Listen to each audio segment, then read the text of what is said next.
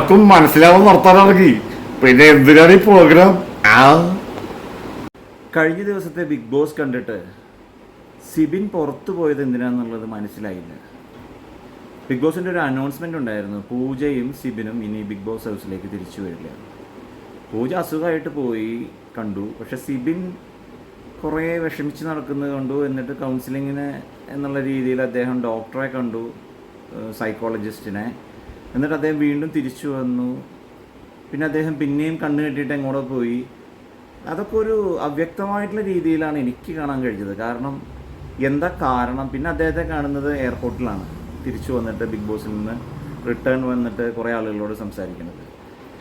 എന്തിന് പുറത്തായി, എങ്ങനെ പുറത്തായി എന്നുള്ളൊരു വ്യക്തമായിട്ടുള്ള മറുപടി അദ്ദേഹവും പറയുന്നില്ല. ഇനി ബിഗ് ബോസ് പുറത്താക്കിയതാണോ, ഇങ്ങനെ വയ്യാതായി അല്ലെങ്കിൽ എന്തെങ്കിലും ഇമോഷണൽ ബ്രേക്ക് ഡൗൺ ഒക്കെ ആയി കഴിഞ്ഞ് കഴിഞ്ഞാൽ അവരെ സീക്രട്ട് റൂമിലൊക്കെ ഇരുത്തി പിന്നെയും കൊണ്ടുവരുന്ന ഒരു സാഹചര്യമൊക്കെ മുന്നേ കണ്ടിട്ടുണ്ട്.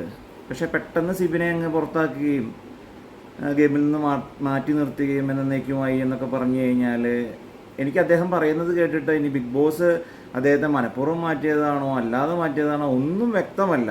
അദ്ദേഹം എന്തൊക്കെയോ പറയുന്നുണ്ട്, എന്നാൽ കൃത്യമായിട്ട് പറയുന്നുമില്ല. ഒരു അവ്യക്തമായിട്ടുള്ള രീതിയിൽ പുറത്താക്കപ്പെട്ട പോലെയാണ് എനിക്ക് തോന്നിയത്.